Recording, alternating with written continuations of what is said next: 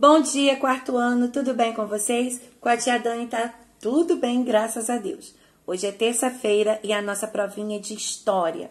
A tia Dani preparou um vídeo explicando tudo direitinho para vocês, questão por questão da prova de história. Qualquer dúvida, vocês podem também estar ligando ou perguntando, tá bom? Então faça com bastante capricho, um grande beijo e uma boa prova para vocês. Tchau, tchau e até amanhã. Antes de os negros virem para o Brasil como escravos, eles viviam em um outro continente, do outro lado do oceano. Observe este mapa para resolver a questão proposta. Número 1. O trajeto de navio em que os negros fizeram quando vieram da África para o Brasil eram realizado em péssimas condições e muitas não resistiam à viagem. Por qual oceano essas embarcações passavam? Oceano Pacífico, Oceano Atlântico, ou Oceano Índico, ou Oceano Glacial Antártico. Número 2. Observe este gráfico. Ele representa as informações sobre a entrada de africanos escravizados no Brasil entre os anos de 1600 e 1850, 1531 e 1600, 1601 e 1801, ou entre 1531 e 1850. Número 3. Leia este texto. O menino africano. Era uma vez, há muito tempo, um menino africano. Ele morava no oeste da África, próximo ao Golfo da Guiné. Sua tribo vivia brigando com outra tribo vizinha, mais poderosa, porque queria dominar a caça da região. Um dia, a briga foi mais violenta do que o de costume. A tribo maior saiu vencedora. Os pais do menino morreram na luta e ele foi feito prisioneiro junto com outras pessoas. Apavorado, descobriu que os chefes da tribo africana o venderia como escravo para os portugueses. Depois de uma longa viagem no porão de um navio, ele chegou ao Brasil. Não conhecia ninguém e não entendia a língua que as pessoas falavam. De acordo com o texto, os negros africanos eram convidados pelos portugueses a morar no Brasil. B. Eram capturados por tribos inimigas e depois vendidos como escravos para os portugueses. C. Viviam em guerra com os portugueses e só os mais fortes eram capturados. Ou D. Viviam brigando entre si pelo poder, porém eram todos derrotados pelos portugueses. Número 4. A. Que deu a liberdade a todos os escravos e acabou oficialmente com a escravidão no Brasil. Foi assinado pela princesa Isabel no dia 13 de maio de 1888. Essa lei recebeu o nome de... Letra A. Lei do Sexagenário. Letra B. Lei do Ventre Livre. Letra C. Lei Áurea. Ou letra D. Lei da Abolição. Número 5. Analise a fala do personagem. Preciso me libertar e encontrar abrigo dos escravos fugidos, dos engenhos e das fazendas. O personagem está se referindo a quem? Ao quilombo, ao campo, ao engenho ou ao país? Número 6. Leia este texto com atenção e marque um X na resposta correta. A cultura negra no Brasil. O Brasil foi ficando negro na língua. As crianças, as amas de leite e os negros velhos. 2 modos de falar foram surgindo no Brasil. Um era o linguajar dos negros, escravizados, libertos, dos mestiços e dos brancos pobres.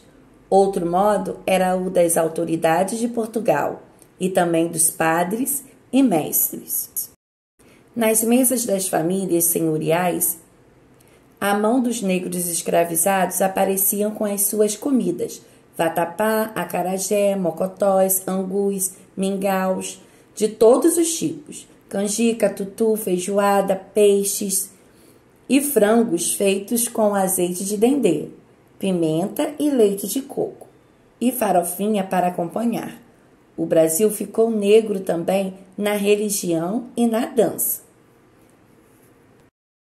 Ficar negro também na religião e na dança significa que o Brasil sofreu influência da cultura negra também na religião e na dança.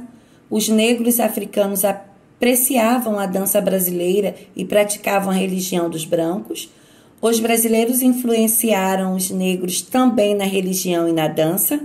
Ou no Brasil, a dança e a religião não sofreram nenhum tipo de influência dos negros africanos. Vamos falar um pouco sobre os migrantes. Os imigrantes. Texto 1. Vida nas fazendas. A vida não era muito fácil nas fazendas. As crianças, filhas dos imigrantes, trabalhavam como gente grande nas plantações de café, para que as famílias pudessem ganhar um pouco mais de dinheiro. Muitas fazendas não tinham escolas, mas as crianças aprendiam a língua portuguesa com mais facilidade que os adultos. Em algumas, os imigrantes criavam locais onde seus filhos pudessem continuar aprendendo a língua e os costumes dos países de origem. Também não era fácil encontrar médicos, eles se atendiam longe das fazendas e o preço alto das consultas não podia ser pago pelos imigrantes. Assim, era normal os vizinhos se ajudarem.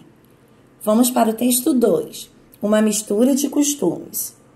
Os imigrantes trouxeram muitas outras culturas de seus países para o Brasil. O futebol, por exemplo, foi trazido pelos ingleses. A pizza, a sopa e a palavra tchau foram trazidos pelos italianos. Os japoneses são responsáveis pelo costume de usar chinelos de dedo no nosso país. E os alemães trouxeram a cerveja. Hoje em dia, essas coisas fazem parte da cultura brasileira. Número 7. Leia atentamente os textos 1 e 2. Pinte no texto as ideias conforme a legenda abaixo. Letra A. De amarelo, como era a vida das crianças imigrantes no Brasil. B. De azul, onde estudavam as filhas de imigrantes.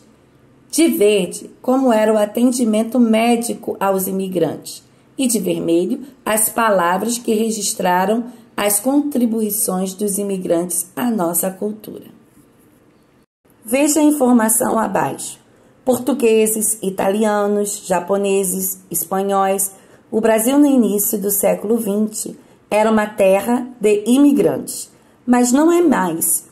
Mesmo com a entrada recente de cerca de 60 mil venezuelanos e com as ondas imigratórias de haitianos e bolivianos nas últimas décadas, a concentração de pessoas nascidas fora do país hoje é das menores da nossa história. A Polícia Federal estima em cerca de 750 mil a população estrangeira no Brasil, o que em um universo de 207 milhões de habitantes dá um percentual de 0,4%. Se esse número for subestimado e a realidade for, por exemplo, o triplo disso, o Brasil teria cerca de 1,2% de sua população formada por imigrantes. Nos Estados Unidos, a proporção é. Se vocês estão curiosos, é só entrar no site. Vamos lá. Qual o assunto abordado na notícia? Então, vocês vão escrever aqui o assunto que está falando essa notícia. Número 9. Responda. A população atual se formou a partir de 4 grandes grupos. Quais são eles? B. O que é ser criança hoje no Brasil? C. Qual o nome do conjunto de direitos para as crianças, criado pela ONU, Organização das Nações Unidas? Boa sorte, faça com bastante capricho. Um grande beijo da tia Dani e tchau, tchau.